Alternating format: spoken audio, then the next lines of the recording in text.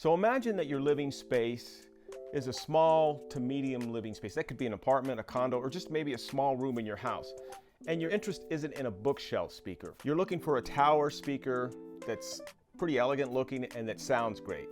Well, that's what we're gonna talk about today in my review regarding a speaker from Physic. I'll address the sound, the room size, the equipment I used, and what I thought of the speaker and who is this speaker for. So let's get started.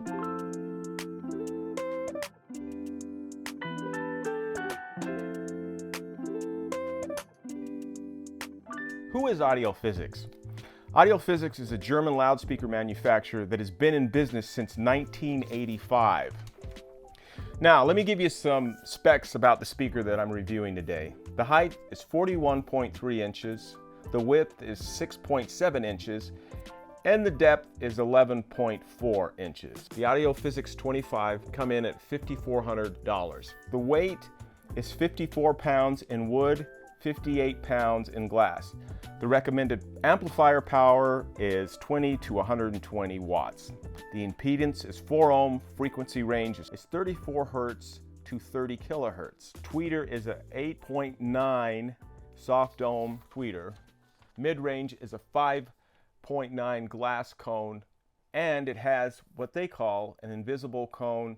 The woofer inside is 7.9 inches. One of the things I noticed about these speakers is I like the way they're designed. I think they're elegant looking. They have a European touch. In fact, my son mentioned to me, "Hey, Dad, those are good looking speakers." I'm like, "Yeah, they are. They're perfect size. They're not too big, not too bulky, and I think they blend in a living room setting or whatever setting that may be." One of Physic's claim to fame and what makes their speaker unique for a number of reasons is what they call sandwich cabinet construction.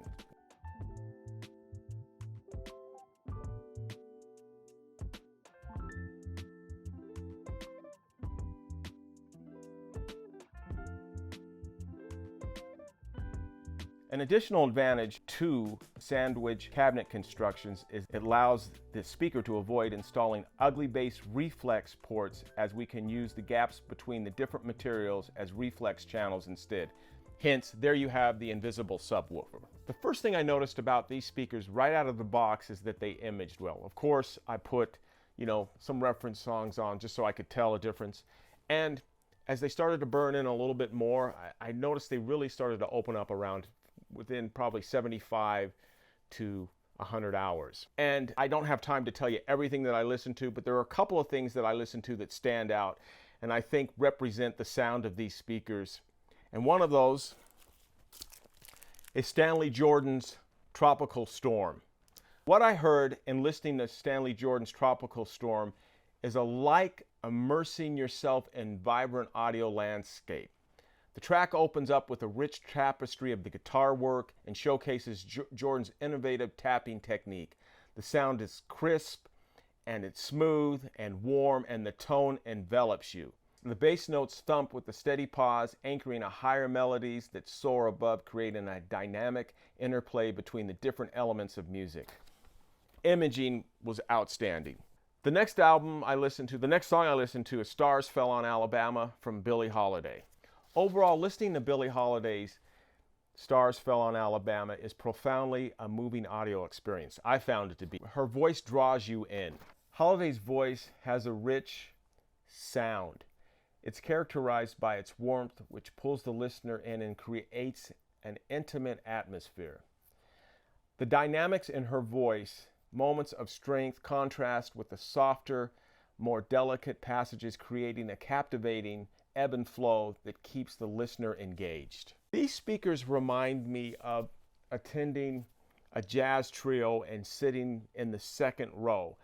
Everything's imaged very well, very forward sounding, just a clean sound. Let's talk about customer service. There are dealers in the US. I don't know who those dealers are, but if you need to find out if there's a dealer in your state, call Monarch Systems Distribution and ask for Rich. They're great to work with. They'll answer any questions that you have. They'll let you know if there's a dealer in your state or someone close in your area. But ask for Rich at Monarch Systems Distributing. proud to introduce to the North American market our top-of-the-range products from the Metronome range, which are TIAC 2 and SIAC 2. These products have been released in the Munich show, so in May this year, so they are very, very new, and they are top of the range of Metronome products. TIAC 2 is a SSID transport, and SIAC 2 is a DA converter. Each of these products can come with specific option, which is streaming option, so you can choose to put it in either in the transport or in the converter. As I mentioned before, I had these speakers in a larger room, but I was curious what they would sound like in a smaller to medium-sized room. So I called my friend Sam, which by the way, he's done a video with me before, and asked if I could bring my speakers over, sit them up, and do some listening, compare what he heard compared to what I heard in a smaller room. He also listened in a larger room. He came over to my place to listen to him. So that being said, let me introduce Sam. Sam, how you doing, buddy? All right. Good. Sam is a pro audio guy / audiophile guy. So as I mentioned earlier, I have a larger room, and I was curious to hear what these speakers sounded like in a smaller room. And Sam said, hey, bring them over to my place, which I did. We set them up and we listened. And so I'm going to have Sam describe what he heard from the Audio Physics 25 speaker. Cool. I think the first thing for me, obviously they're striking, but the glass was concerning. As an audio person, as a sound guy, if I see glass, I'm immediately like, oh no, this is going to be a nightmare. And it wasn't? And it wasn't. Okay. I was amazed. I mean, they obviously look beautiful, but then they sound striking. I mean, they look great, and the cabinet is both surprisingly and pleasantly dead, which was really cool. Well, I mentioned in the video, the first thing I heard out of the box, and they weren't even broken in, and they were in a larger room, it's just how well they imaged. Yeah. I was like blown away by that. Same. So I'm going to ask you, because when you're looking at this speaker, there's a built-in subwoofer, but to me, it's like, oh, well, that's just a taller bookshelf, but it's not. So the overall sound and the bass response and the imaging blew me away. What was your experience? For sure, same. I'm a huge fan of high, mid-range, heavy, or forward speakers. Okay. I really like that old JBL sound. I really like the old kind of West Coast, in-your-face, high, mid-range thing. These do that, but with a pleasantness that is engaging and nice and pleasant. See, to me, I agree with you. To me, I didn't like how hip-hop sounded with this speaker. But to me, what they reminded me of, if I can describe it, it was just a clean, natural, neutral sound. Jazz trio, a piano, a saxophone, a voice, acoustic guitar. It really brought out the sounds where it was immersing. For sure. And it was engaging. For sure. That's my favorite thing about speakers that I think are a little on the maybe bright side or like high mid for like presence heavy side. Is I feel that you get a lot of great imaging, you get a great sound stage because there's so much information in those frequency bands that our ears are really sensitive to. So as soon as I set them up in my place and we started listening, it just sounded so wide. They sounded wider than beyond where the speakers are in the room. I agree. I heard the same thing. And in my room that was larger, I heard the same thing. But I will say this. If you have a larger room, I would recommend a subwoofer for a number of reasons. It smooths out the bass. Look, I tried it. I tried these speakers with one subwoofer. It smoothed out the bass, but I prefer two subwoofers in the room size that I'm in. And again, that's 22 by 15. But you'll be okay with one. But when listening to it at your place, no subwoofers required. I didn't think a subwoofer was required. Totally. Yeah, my room's, I think we were talking like 12 by 15, something like that. And I think the internal bass resonant chamber in there, or bass reflex chamber, is enough to really fill a small space. I think that I agree. It's more than enough for an apartment. And the low end, because they're relatively flat down to almost 30 hertz. I think they start rolling off at 34, something like that. And it is substantial in an apartment. I mean, it's more bass than you probably need in most situations. See, I totally agree, and that's what their sandwich construction. And you know, for those of you that want to find out more about it, I mean, the specs are up on the webpage, and you can read about it. But it makes sense the way they describe it, because you don't even. It just blew me away that these aren't ported speakers, Right. and there's a 6-inch driver in there, and just the bass they produced, even in a larger room. Yeah. Yeah, and the cabinets, like you mentioned, you know, I don't know if you can pick this up, but the cabinets are amazingly dead for what they are. They really don't resonate at all. Another thing is those mid-range drivers have what they call dual basket construction. So the diaphragm and like the main part of the driver itself sits in one basket that they use all these dampening materials for, and then they encase that in a second basket that then mounts into the speaker cabinet. And so there's really little of the sounds from the driver into the cabinet, and then there's very little resonance of the cabinet itself. That's so true. It's almost like the drivers are just sitting in space in front of you. It's really cool. I think this is a great value at $5,400. So Sam, how would you describe the overall sound? Is this a speaker, you living in a small space, is this something that you would consider? Yeah. Because? Yes.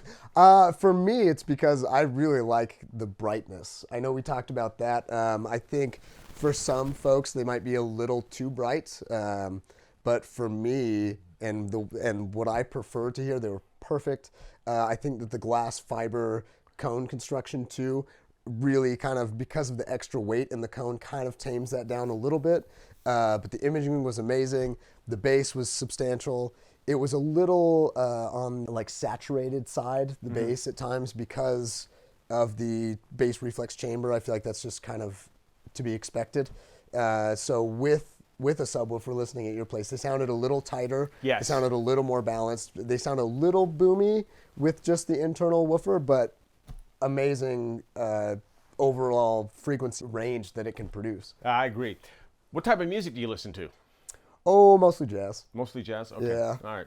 Okay. All right. I mean, I guess I could say too, mostly jazz, but a lot of metal also, and a lot of, you know, oddball things. So from mostly jazz to even something like death metal, which I put these up to. Okay. Still awesome. Great articulation. The speed is there.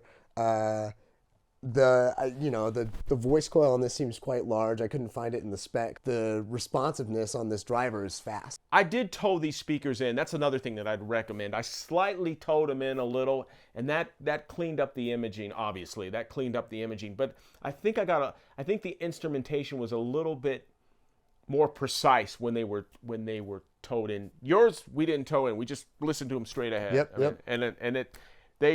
There is a difference in the sound in a smaller room, and your room was treated, of course, in a smaller room. So you guys have some options. Medium-sized room, great sound. Larger room, good sound, great sound. However, larger room, as I mentioned before, you need to add subwoofers, in my opinion. And what was yours when listening to it in my room? What's your take? Yeah, I totally felt that way. And I think that, you know, having a nice, tight